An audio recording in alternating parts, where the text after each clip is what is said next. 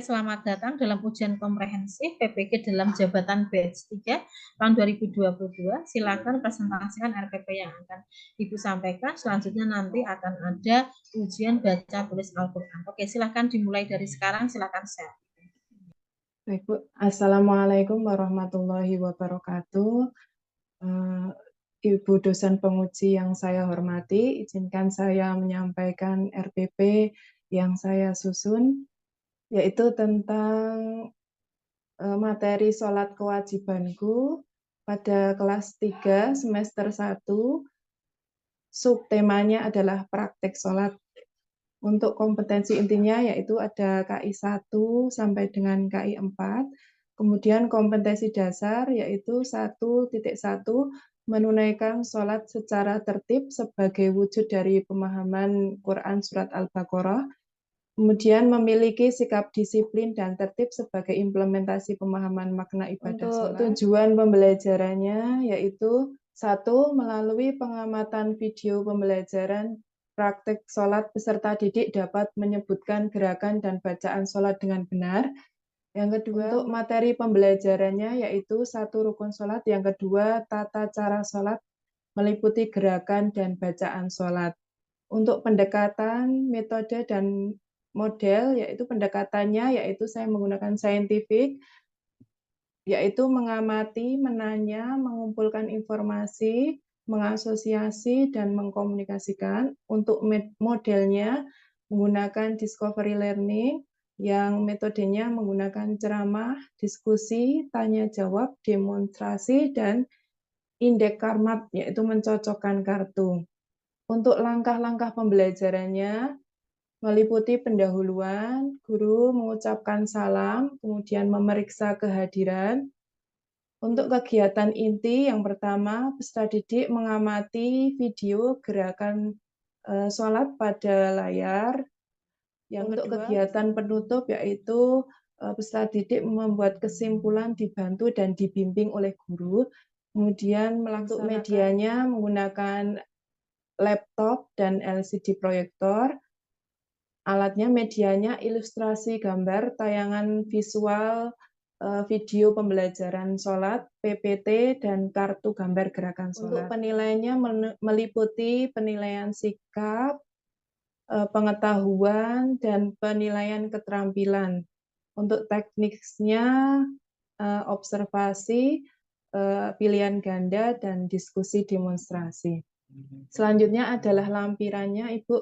Lampirannya materi ajarnya tentang rukun sholat, kemudian PowerPoint, sampai dengan penilaian sikap, kemudian buku catatan harian tentang peserta didik, jurnal penilaian sikap spiritual yang dinilai adalah beribadah, bersyukur, berdoa, dan toleransi, kemudian jurnal penilaian sikap sosial, penilaian diri, penilaian antar teman, kemudian penilaian pilihan ganda, kisi-kisi pilihan ganda, kemudian LKPD beserta kunci jawabannya, dan penugasan diskusi, kemudian rubrik penilaian diskusi.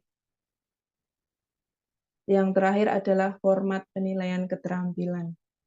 Demikian Ibu RPP yang sudah saya susun. Oke, apa itu kepanjangannya RPP? RPP kepanjangan rencana pelaksanaan pembelajaran. Oke. Nah, alokasi waktu yang Ibu sampaikan di RPP ini berapa waktunya? Di sini 4 kali 35, Bu. Apakah ini harus selesai? Apakah harus selesai dalam waktu yang Ibu tentukan di RPP dalam hari itu? Tidak harus, Ibu. Nanti melihat dari keluasan materinya, apabila anak sudah memahami, bisa selesai. Kalau belum, masih bisa dilanjutkan. Kalau materi harus selesai, Bu. Tidak boleh setengah-setengah. Penyampaian itu harus selesai. Nanti metodenya kan ada penugasan, ada tanya jawab.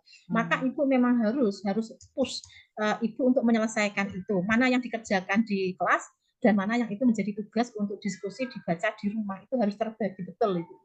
Jadi jangan sampai satu RPP tapi dipakai untuk 2 kali pertemuan atau 3 kali pertemuan.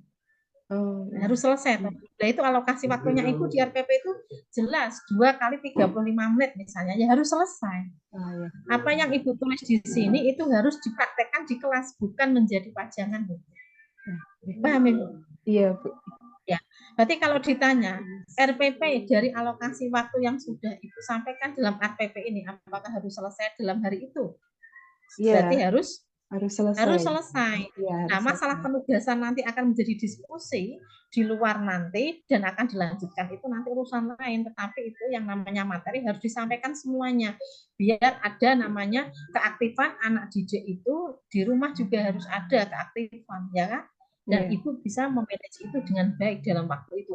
Kalau Ibu dengan santainya, makanya memang ada yang namanya supporting itu agar anak didik itu sukses dan pintar. Memang seorang guru itu ketika masuk harus tepat waktu, tidak boleh telat. Ya enggak? Iya. Nah, kalau Ibu nanti masuk kelasnya telat 20 menit, nah pastinya itu akan sulit Ibu untuk menyelesaikan materi itu dalam alokasi waktu yang Ibu sampaikan. Apalagi kok penugasan diskusi nggak ada. Apalagi kalau telatnya sampai 1 jam. Nah, itu kan sulit sekali. Nah, maka ini menjadi semangat Ibu, maka spirit RPP yang sudah Ibu persiapkan itu menjadi spirit Ibu agar nanti peserta didik itu betul-betul memahami dan melaksanakan pembelajaran dengan sempurna karena persiapan yang baik dari Ibu. Gitu. Paham enggak Ibu? Oke, sip. Oke, sekarang akan saya cek baca Qur'annya Ibu. Oke, silakan dibaca ini. Oke, silakan dibaca. A'udzu billahi minasyaitonir rajim. Bismillahirrahmanirrahim. Wa idz akhadna mitsaqa bani Israila la na'buduna illallaha wa bil walidaini ihsana وبالوالدين إحسانا وذي القربى واليتامى والمساكين وقولوا للناس حسنا وأقيموا الصلاة وآتوا الزكاة ثم توليتم إلا قليلا منكم وأنتم معرضون صدق الله العظيم. Oke, sip. Ibu sudah bisa mengenal huruf, bisa merangkai huruf menjadi ayat-ayat Al-Quran yang bagus. Cuma untuk panjang pendeknya diperhatikan ya Bu ya. Nah, panjang pendeknya, mendengnya mana, jelasnya mana, mana panjang 1 harokat, 2 harokat, 3 harokat harus jelas ya Bu ya. Biar Ibu betul-betul tidak hanya mengajarkan membaca saja, mengenal huruf dan merangkai, tapi betul-betul sesuai dengan tajwid ya. Oke, saya kira cukup dari saya. Oke, saya stop share. Silahkan ditutup dulu. Baik. Terima kasih kepada Ibu dosen penguji atas ilmu, saran, dan masukannya. Semoga saya dapat menerapkannya di pembelajaran saya di kelas. Terima kasih, Bu. Wassalamualaikum warahmatullahi wabarakatuh. Waalaikumsalam warahmatullahi wabarakatuh.